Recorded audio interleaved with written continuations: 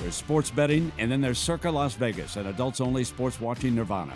Now you can watch up to 19 games at the world's largest sportsbook on a 78 million pixel, 3-story mega screen. Plus, it's always spectator season at America's largest pool amphitheater, Stadium Swim. Stadium Swim is open 365 days a year and features all sports on an epic 143-foot screen. Book your reservation at circalasvegas.com. Circa Las Vegas. This is sports the way it should be. You're listening to the Archaeology Podcast Network.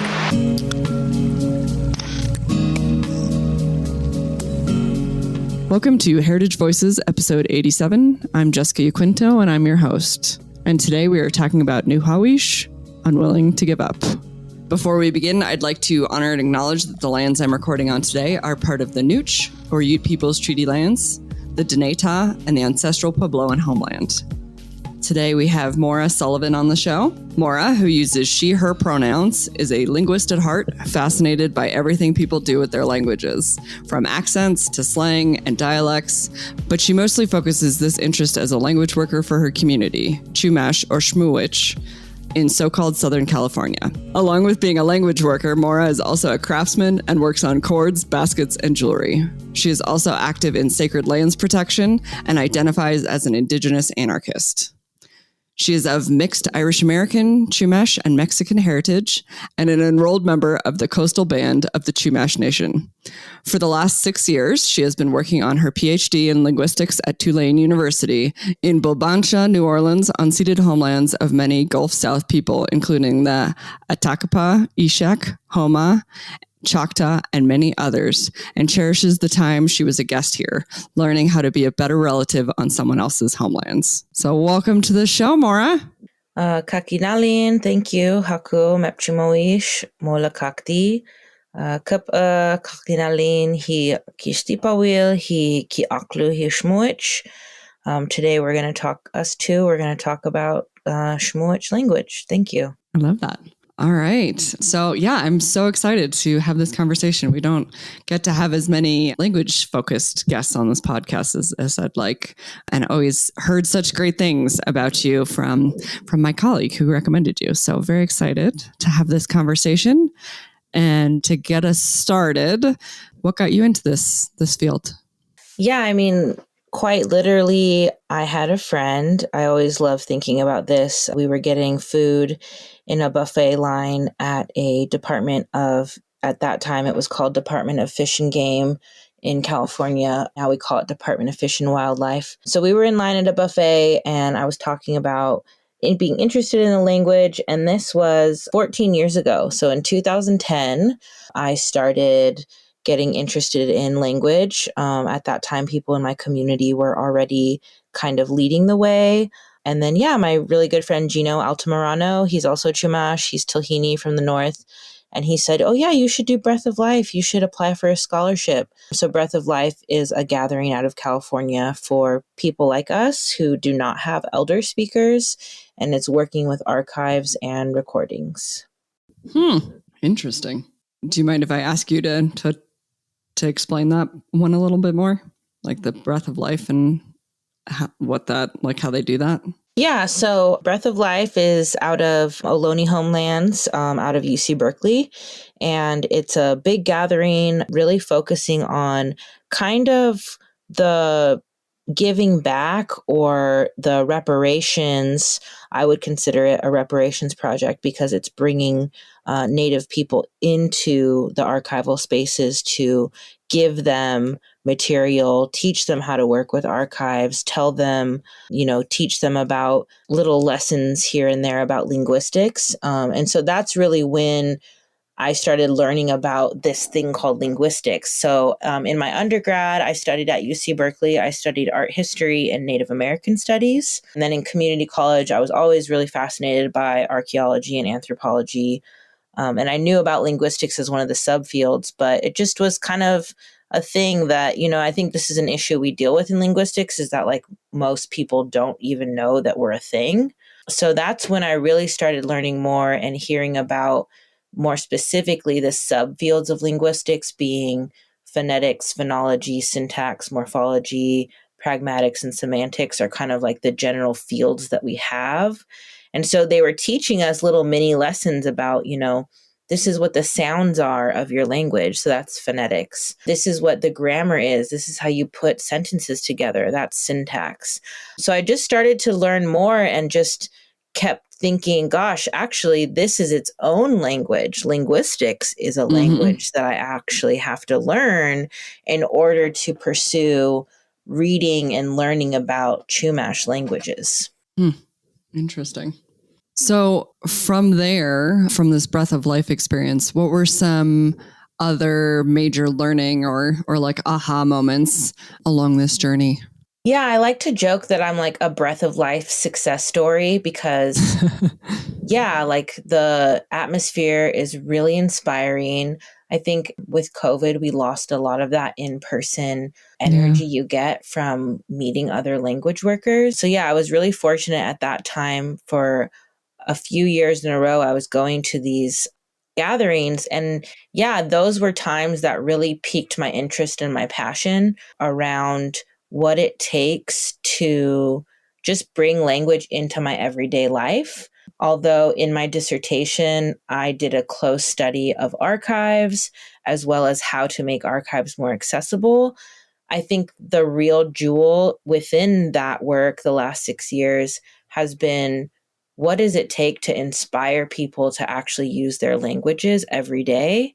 So as much as we can have the best programs or the best technology or the best apps, it's really about that inner drive. So that's kind of been more of a like passion project for me now. Yeah. And what have you, if you don't mind me asking, what have you found about that? I don't know, like what have you taken away on that topic? Yeah, I think there's a few. I think that with my project, I really showed that like a sustained study of archival research is a legitimate way to learn language. Like a lot of people within the Indigenous language sustainability movement, we talk about like immersion and like being around speakers is like, that is the ideal. But a lot of us don't have that.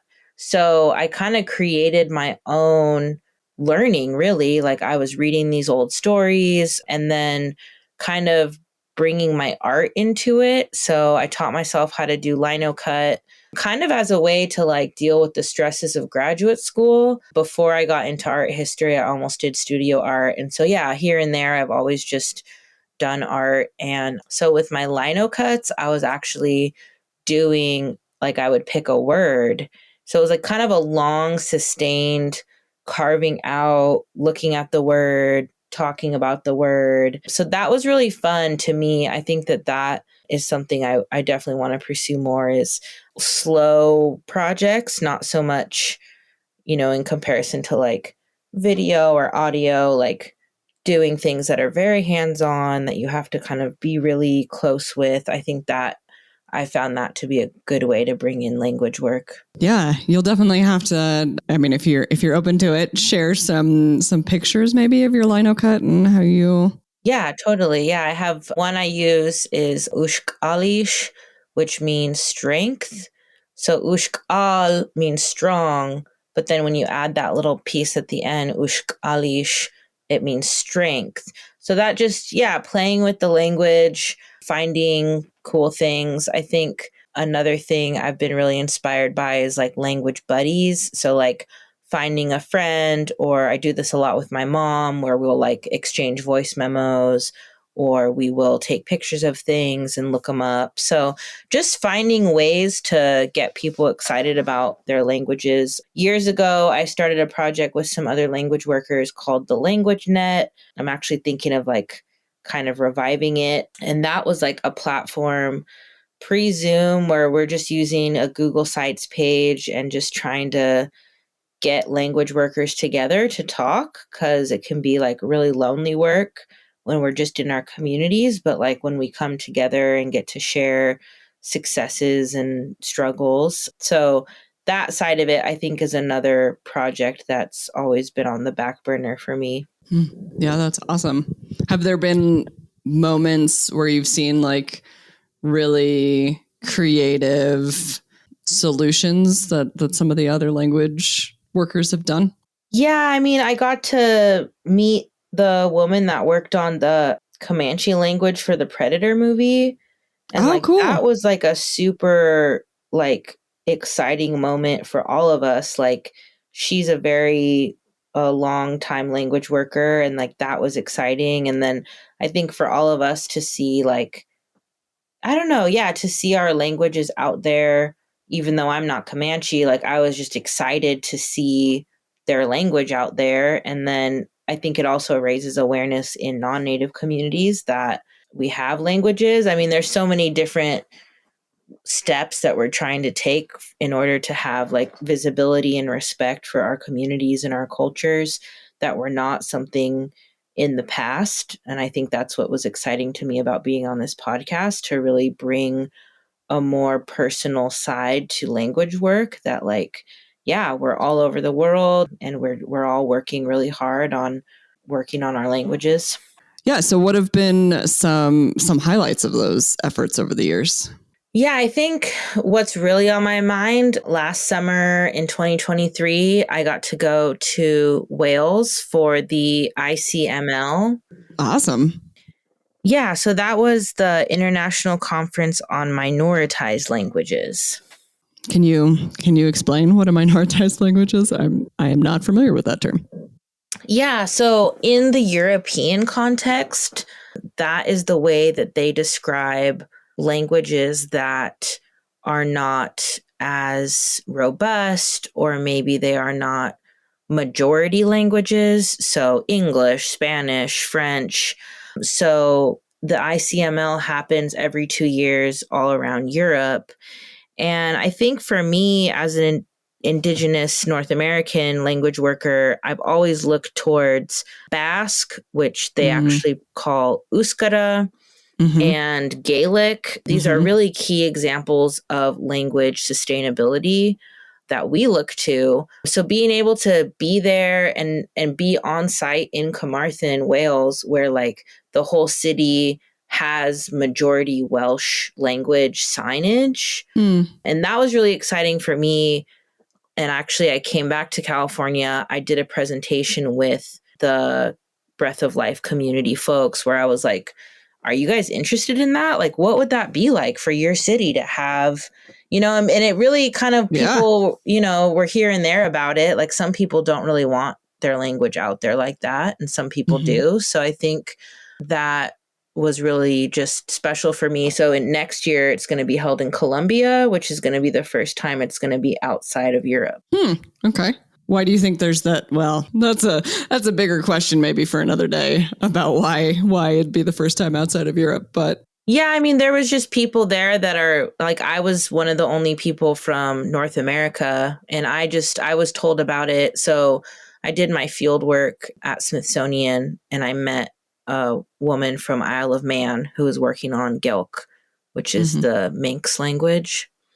So that's how I ended up in that situation. I would have otherwise never even been there. And I think it did kind of push people. And there was kind of this idea of like, yeah, this world languages, like what are we doing? We're might as well work together, So then there was someone from Colombia. It has been kind of a push that they were like, let's move the conference. So yeah.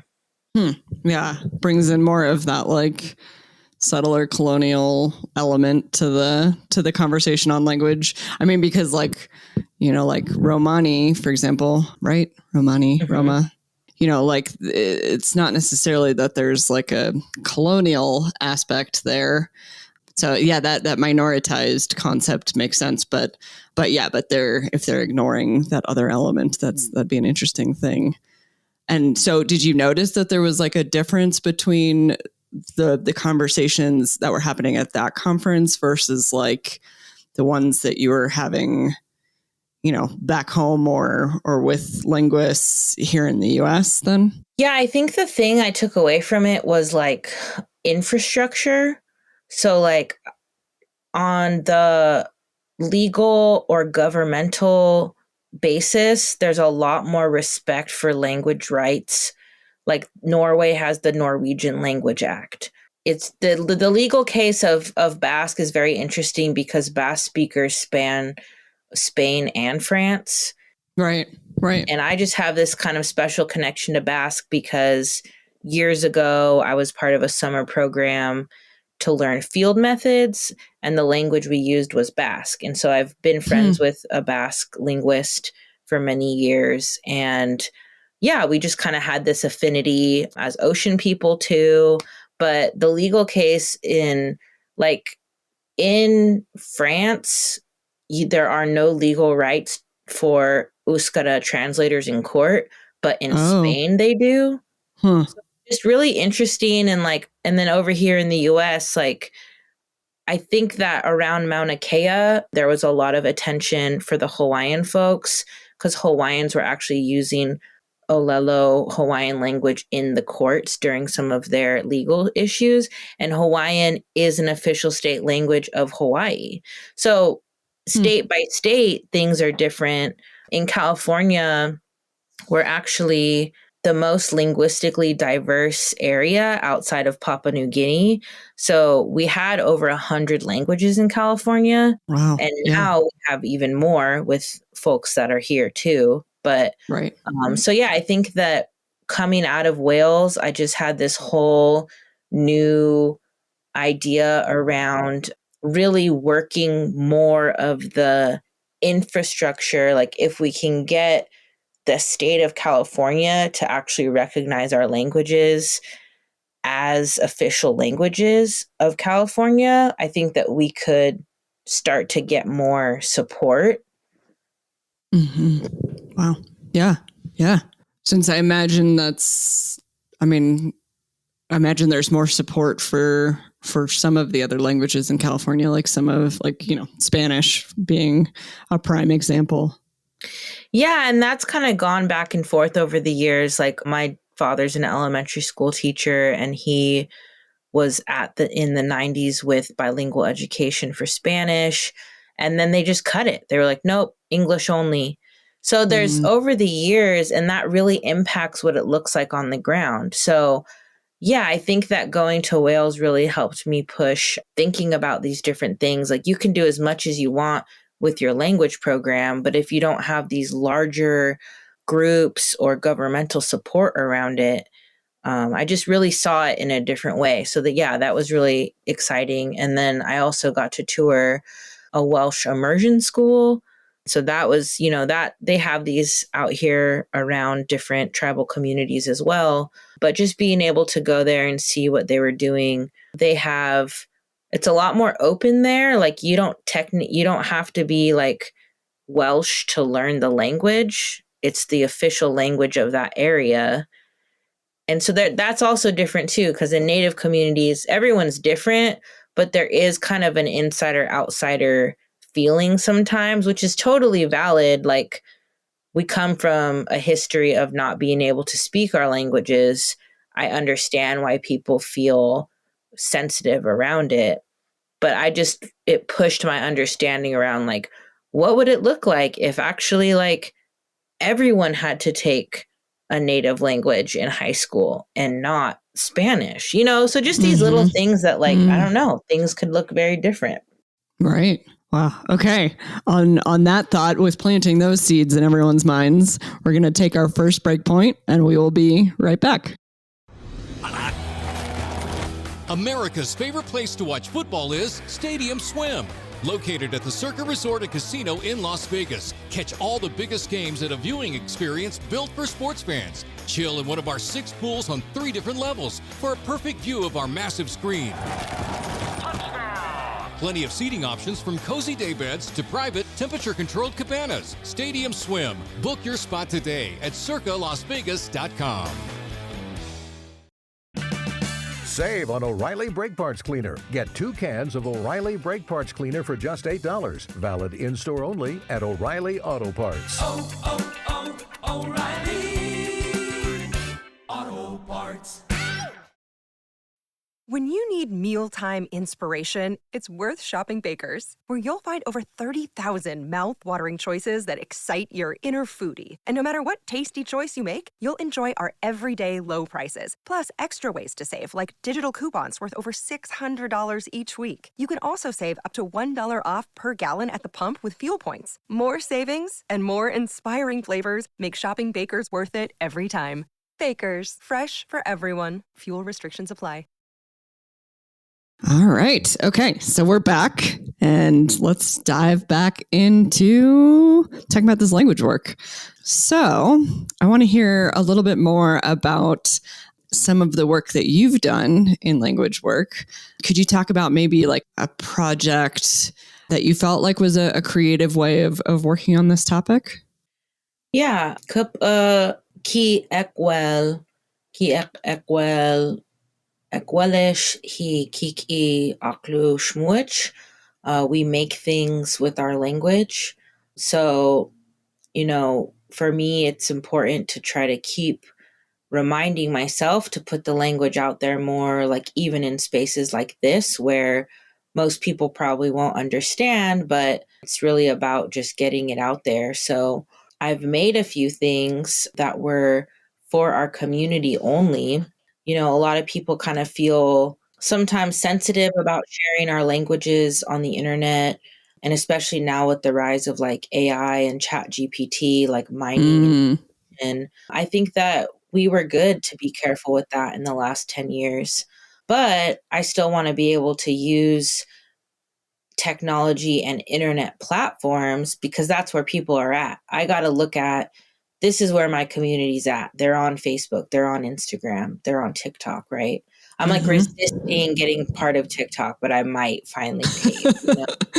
But I think that there's ways like we can make private pages. So what I do, I use unlisted YouTube links to make videos and I'll just send those around.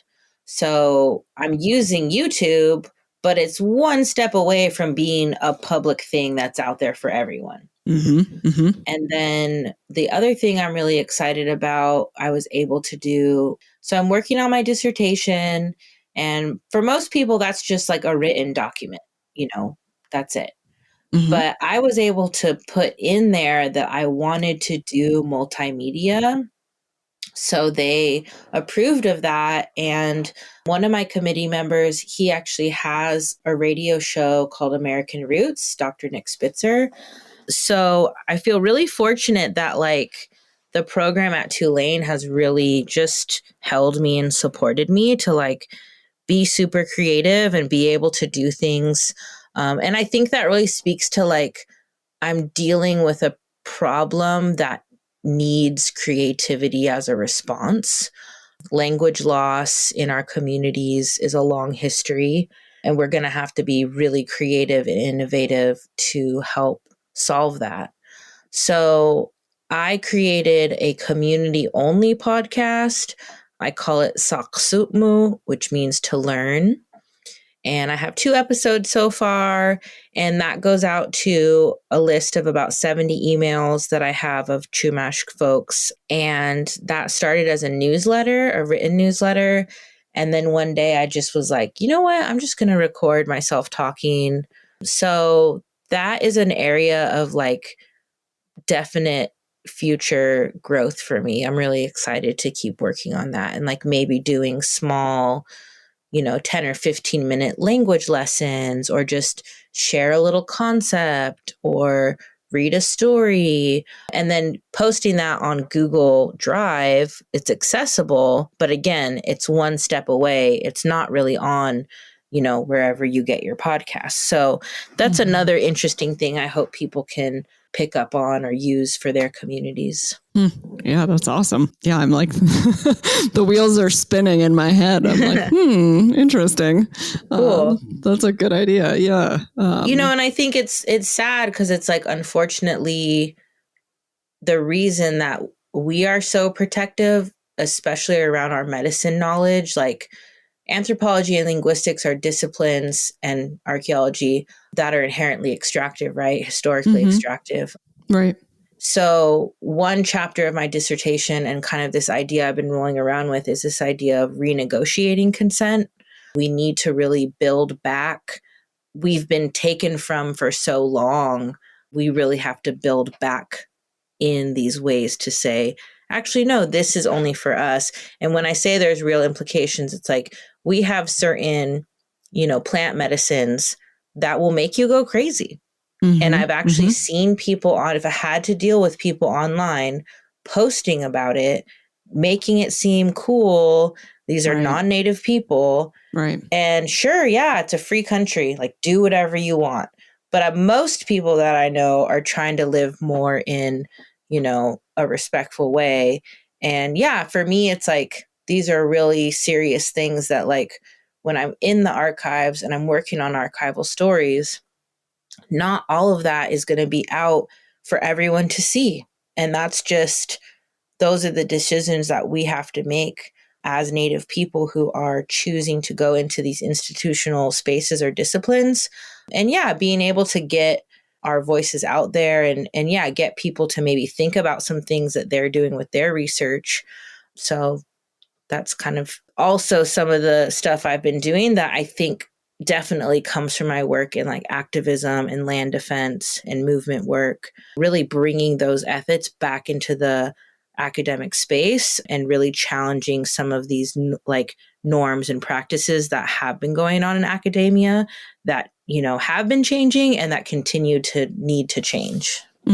Yeah, no, I love that. I mean, I'm just thinking about so much of the work we do.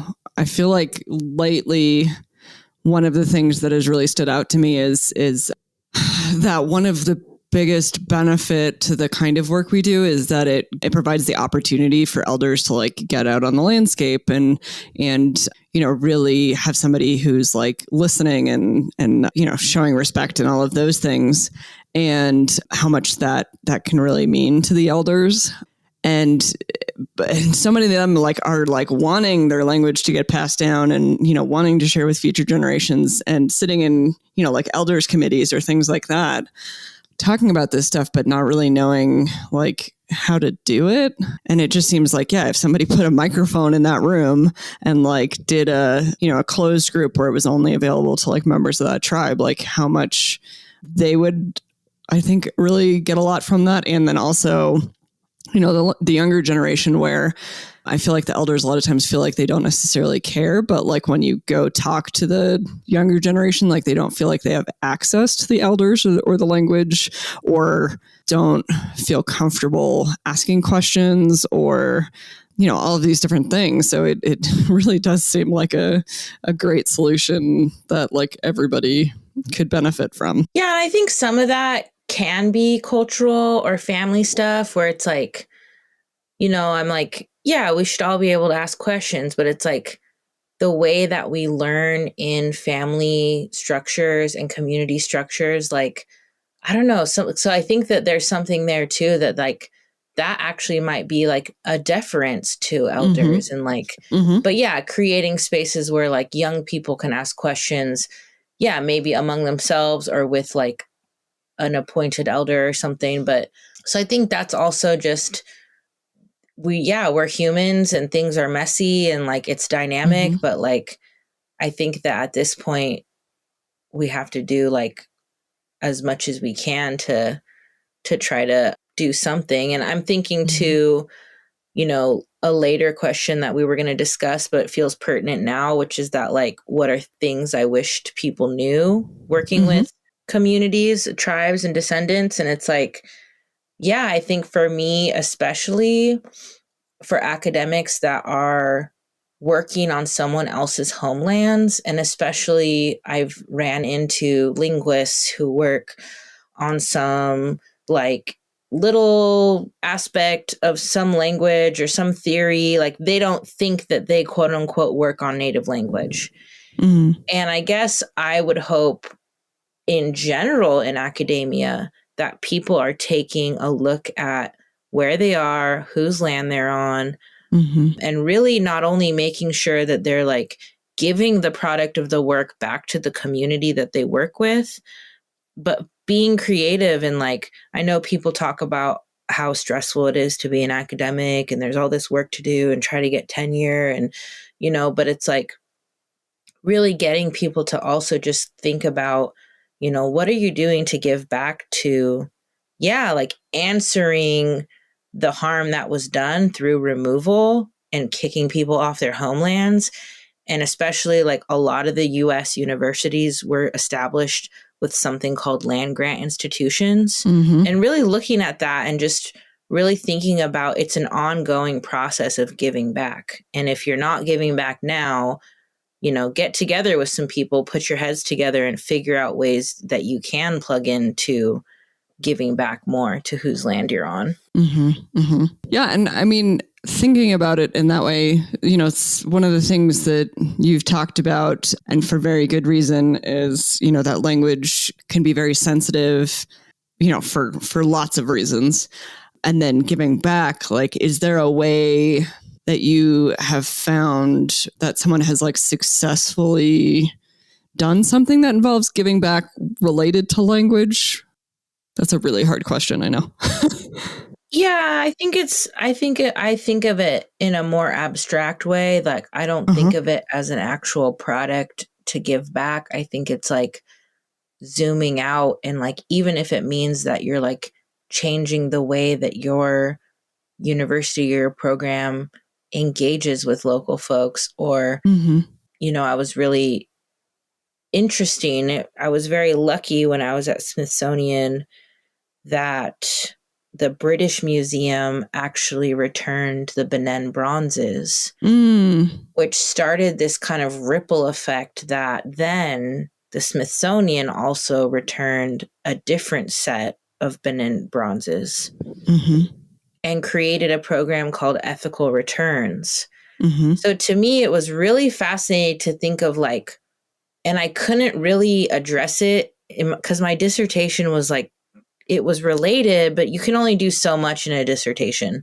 And I was like, I can't really pursue this. But right. I did have a chapter about access and archives. And yeah, what does reparations or ethical returns look like? Essentially, Smithsonian is going to be assessing, they have like 1 million objects. So they're going to be assessing, this is going to take years, but it's so that things can start being returned outside of the NAGPRA context. So I think that like I walk a very interesting line, I think, because I am a craftsman and like I make things.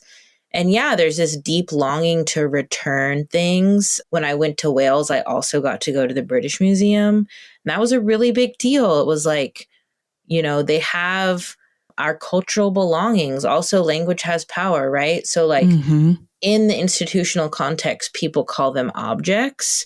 And I started to kind of learn more about how actually there's people who we prefer to use different language. We like to call these our cultural belongings or our heritage belongings, or bringing more kind of less sanitary or institutional.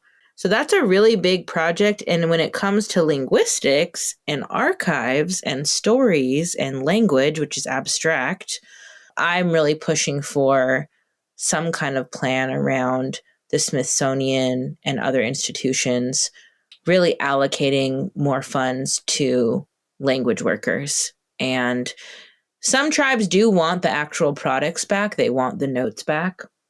But I'm actually just thinking about it more like, I want more. Like, I want more of a commitment. And the experience was really great. Being a research fellow was, I met a lot of great people, and I think it really pushed my work.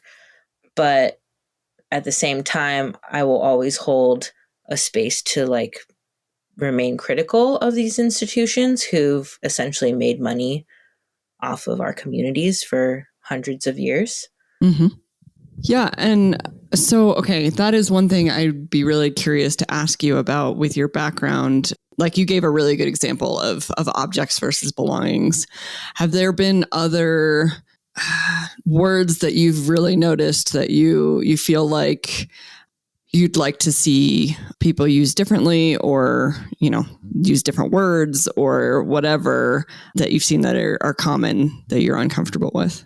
I mean, I think that's a huge question, but my first response would be like getting academic people to understand that, like, yeah, the work that they do, I guess I'm thinking of like human remains and like ancestral remains, like archaeology, osteology, all these fields. It's like basically, you know, in my dissertation, I kind of address it too, that like Western science was able to make something legal or okay through the creation of the destruction of our burial sites and the destruction of our ancestral remains.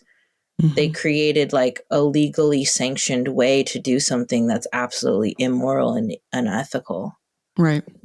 And so really just kind of bringing more, not so much a word change, but bringing more space around or reframing some of these, like, you know, yeah, I'm 36. I was born in the 80s. Like, we were born into this, right? But like a lot of this is not the way things are supposed to be. And so, yeah, we continue to fight for our ancestors. We continue to fight for return of our ancestors. So I think that's where my mind first goes. And then, yeah, just kind of taking care around it. Like, I was in a meeting recently and someone just kind of referred to, like, you know, the baskets are their own thing and we want them back desperately. But then they were like, you know, like the return of like baskets or ancestors. And I was like, hey, I got to slow you down, because like those are totally different things. Right.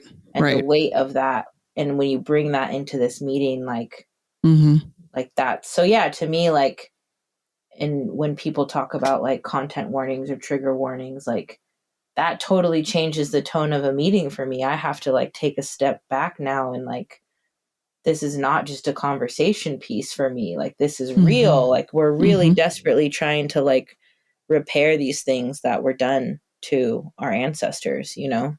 Right. Right. All right. Well, super important topics. Very excited to dive back in after this break right here. Stay cool and choose from over 40 in-stock ceiling fans for under $100, plus an 11% rebate at Menards. We carry the largest selection of in-stock Hunter ceiling fans, available in a variety of designs, finishes, and features. Create the perfect look and lighting for any room with a new Hunter ceiling fan. Visit Menards.com and view our entire selection of Hunter ceiling fans, plus the weekly flyer and other great deals going on now. Save big money at Menards. Is your vehicle stopping like it should? Does it squeal or grind when you brake? Don't miss out on summer brake deals at O'Reilly Auto Parts. O'Reilly Auto Parts. What makes for a great vacation? Depends on who you ask. Are you looking to get away or bring everyone together? Do you want to get outside and play or see a play at the plate? Fortunately, however you operate, I'm the destination you've been looking for. The name's Missouri, but you can call me Mo. And I have just one question. What's your MO? Come see me at visitmo.com. So we are back, and I want to kind of continue a little bit of what we were just talking about in terms of what advice would you give people who are looking to work with tribes or descendant communities? Yeah, maybe like 3 pieces of advice. Yeah, I think that I really look to Maori scholar Dr. Linda Tuhiwai-Smith. I love her work, Decolonizing Methodologies. And I'm like a nerd that I will go try to find weird, obscure, like YouTube talks that people have done, you know. I also got to the point in grad school where I was like, I literally can't read anymore. Like, it was just, yeah, it was a problem. So yeah, I was listening to a video of her and she was just talking about sending a young guy, and he was Maori, to go research and to get stories or something from an elder. And then later she heard from the elder that he showed up. He like used all her cream for her coffee, like just really didn't think of what his presence meant. So I guess that was really something I wanted to relay to people, like almost like a leave no trace. You know, and food is very different in cultures, but for the most part, bringing food, like just making sure that you're not detracting from a situation. And that's one thing I wanted to kind of relay to people, like think about what your presence means. And then another one I had already touched on, but I'll kind of talk again about if you are an academic researcher who is putting out articles or things that are often behind paywalls and not accessible to people, really make sure that you're giving back not only, hey, here's this project I worked on and giving that back, but also doing the work to make an accessible piece of it too. It's actually not really accessible to deliver an article with a bunch of jargon to an elder. Yeah. So can you actually, maybe create some gatherings or some dinners where you're going to talk about your work? I would also argue that like it makes the work better too. I think that when we work in silos and don't come back to share the work with each other, I would just say that like it would actually lead to better work as well. That like through that kind of conversational style, like you might actually end up getting more, finishing out or fleshing out an idea you had.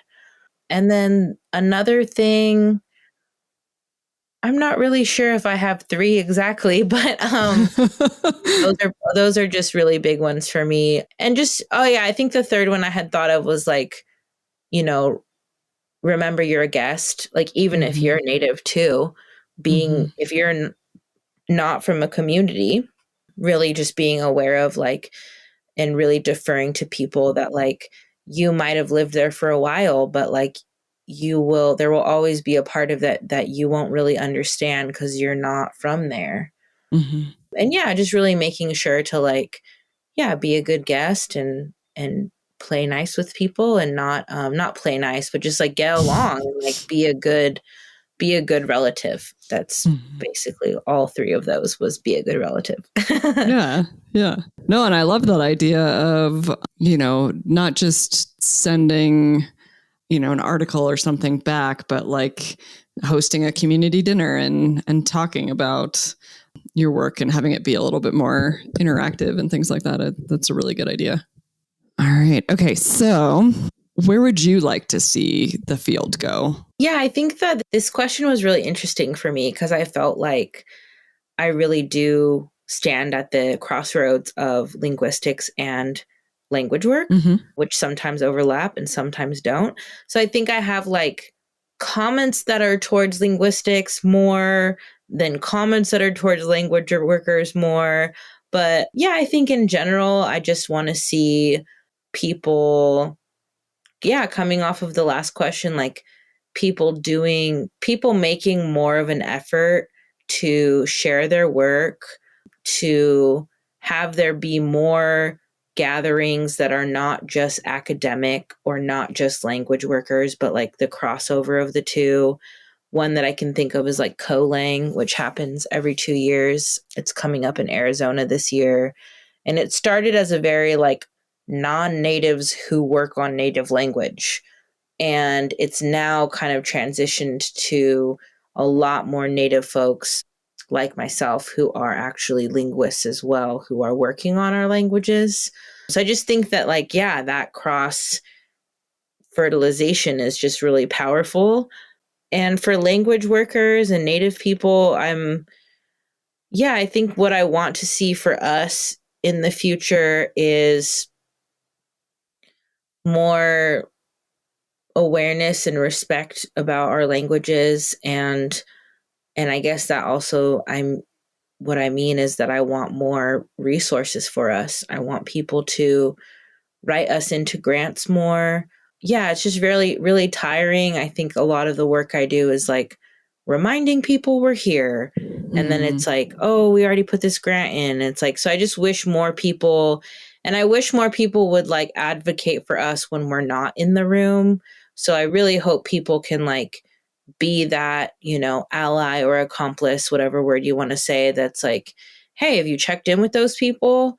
And I think that that's a space that people often shy away from because white culture is very like conflict avoidant. So we're like, oh, don't make waves. But it's like, okay, so now we're just kind of still in this weird stagnant, yeah, you do good work, but do like the people you work with even know that you did this, you know? So just, I would say like, that's what I would like to see more of.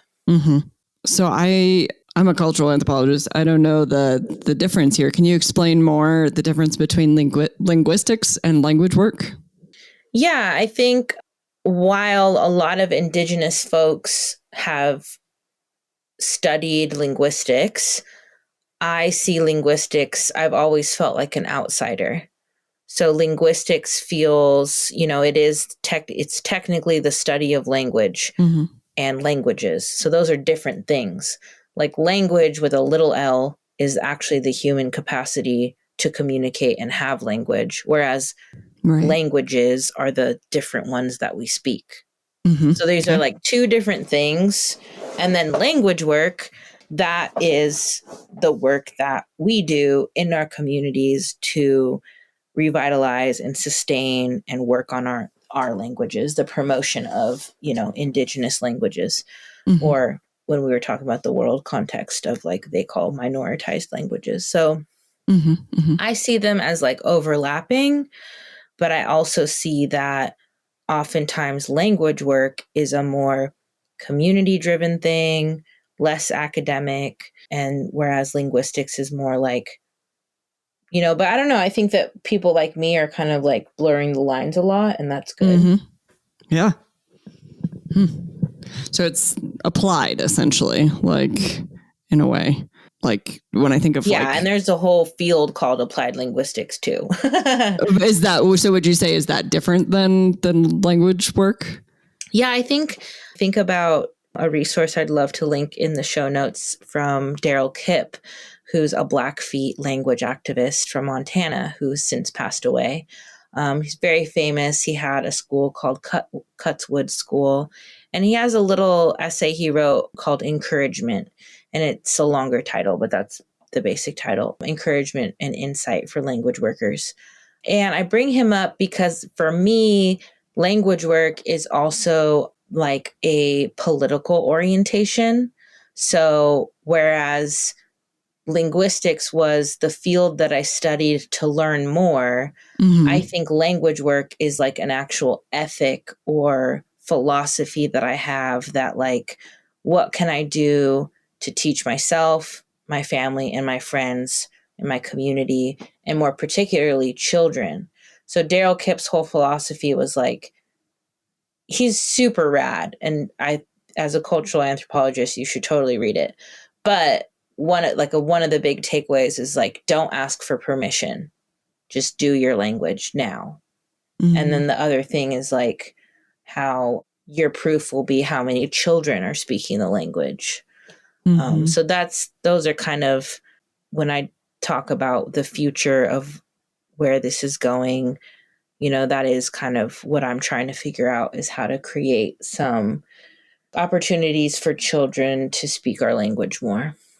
And I'm very specific not to say a program, because I think that people get really weirded out by like the word school or program, or so I'm really trying to like be strategic about the way I'm like, in the Gaelic context, they have things called breathing places and that's in Ireland and other places. I'm sorry, I'm not well versed, but Gaelic speakers are everywhere. But so yeah, over there they have, when I was there in Wales too, I got to hear from some of the Gaelic folks that were saying they have something called breathing places. And so they're like, where can we just make more places where people feel comfortable speaking the language? So I don't know. I really do lean on my like activist and anarchist orientations around it, because it is a very, you do have to kind of have like a political and like a tough angle with this work. Yeah, that totally makes sense. Yeah. So, okay. Thinking about all the work that you've done so far and, you know, everything we've talked about up till now, like, is there a particular direction that you want to go with this type of work after you finish your PhD? Yeah, it's been really interesting. I think I talked to my mom about this question and about prepping for the show. And I said, when I got to that question, like, I didn't really know what to say, but I think that that's okay. And she did encourage me, like, this has been a 6-year process for me. I've changed a lot in those 6 years. We all have. We had a global pandemic. There's all kinds of things going on. But I really kind of felt, the urge to just take a step back. So part of the speech process is air. We need air to breathe, literally. But I've been thinking more about how I also really want to give air or space around my language work. I do not want to suffocate it. I do not want to push it to the point. Logical next steps would have been to, start some kind of language program and get some grant, or go work for the Smithsonian, or, all these great things. But I just really was thinking, like, I really just need to take a step back, and, like, I really appreciate and I feel honored that I've been able to do this work for the last 6 or 10 years, but I think I need to take a step back to see what's next, because the unknown, in that kind of unknown space, I think my next thing will come. I just feel like I need to kind of, in order to keep building on the work I've done, I kind of just need to see what are my new materials, right? It's like, it's a kind of an alchemy of, like, language work cannot be done alone. I need people, I need a space, I need money to pay my bills. But yeah, I think I just, like, have really changed the way I've thought. I'm not that motivated to get some academic job. And I think I'm going to see what that looks like for me. I've just really focused on finishing the dissertation, and I'll be graduating this May. So it's very exciting. Yay, and I'm just really, it's scary, but I'm also just kind of excited just to think about maybe my next thing will find me, So, but yeah, I think really looking towards making myself available to help people who want to learn our language in our tribe. And then, I feel a commitment to other communities as well. I think maybe leaning more into my LanguageNet project and feeding that some more. So yeah, those are some of the things I'm thinking about. Yeah. Well, first, congrats. That's super exciting. Thank you. Yeah. Well, and unfortunately, this podcast won't air for a while. Otherwise, I'd say, well, you never know. It'll probably air right around when you graduate. So cool. if there's somebody out there that's like, oh my God, I need to hire her, take this as your sign. Yeah, we'll see. Yeah, no, but I do think a lot of times, we pack our lives so full with things that we don't leave space for the right thing to come along sometimes. And there's something to that, that I think I've learned a lot from this work and working with elders and things like that, is that if you're forcing it, it's probably not going to work. So I think there's some beauty and some smart thinking behind all of what you're saying. So yeah, so is there, we're right at the end. I did want to touch real quick on, you mentioned your land protection efforts. So I'd be really curious to hear more about that, since obviously, like, that's something that is really important in my work, is, the connection between land and culture, and obviously language and things like that. So I'd really love to hear more about your efforts there as well. Yeah, thank you. I really wanted to just take the chance to maybe let people know that, this work, we are doing this work in a very specific moment of climate chaos. And especially for Indigenous people and poor people, our lands and waters and ourselves are considered sacrifice zones. And we see that a lot in Chumash country. We have a lot of oil and gas. There was a big oil boom that we're still dealing with, the refuse of that. And so right now, what's on my mind, I was very fortunate to be able to go to Mauna Kea in 2019.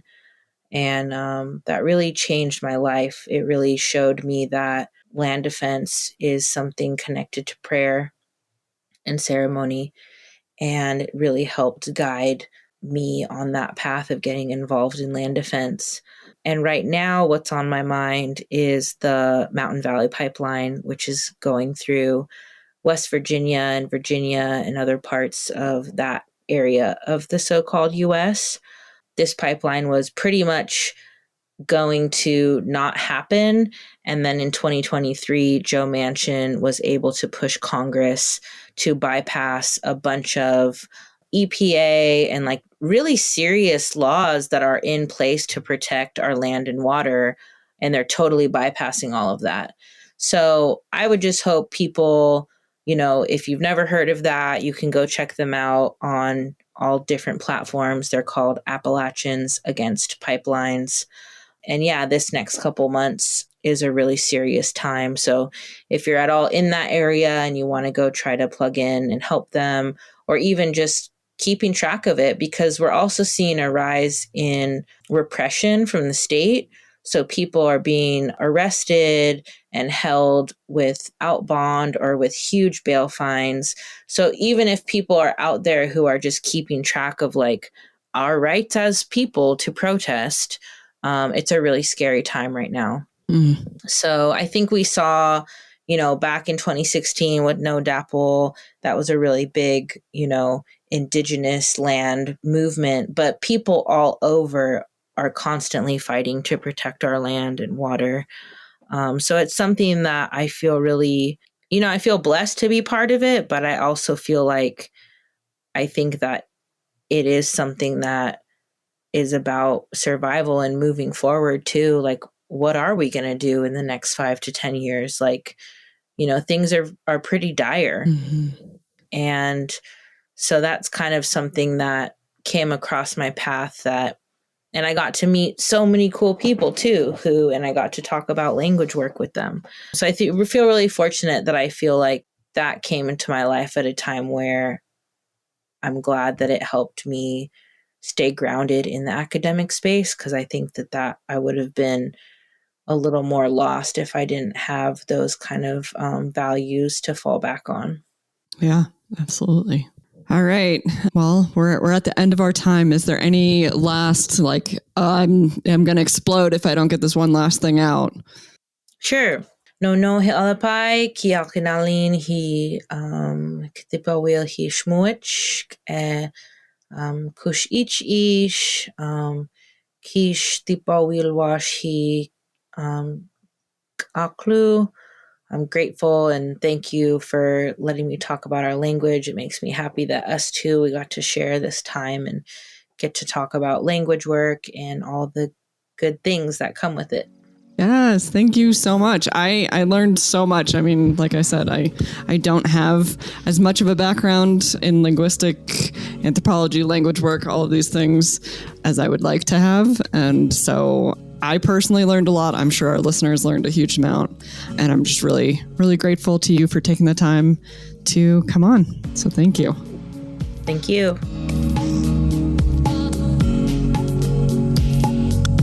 Thanks for listening to the Heritage Voices podcast. You can find show notes at www.archaeologypodcastnetwork.com/Heritage Voices. Please subscribe to the show on iTunes, Stitcher, or the Google Play Music Store. Also, please share with your friends or write us a review. Sharing and reviewing helps more people find the show and gets the perspectives of Heritage Voices' amazing guests out there into the world. Don't we just need more of that in anthropology and land management? If you have any more questions, comments, or show suggestions, please reach out to me at jessica@livingheritageanthropology.org. If you'd like to volunteer to be on the show as a guest or even a co-host, reach out to me as well, jessica@livingheritageanthropology.org. You can also follow more of what I'm doing on Facebook at Living Heritage Anthropology and the nonprofit Living Heritage Research Council, or on Twitter at Living Heritage A. As always, huge thank you to Lyle Belenkwa and Jason Nez for their collaboration on our incredible logo.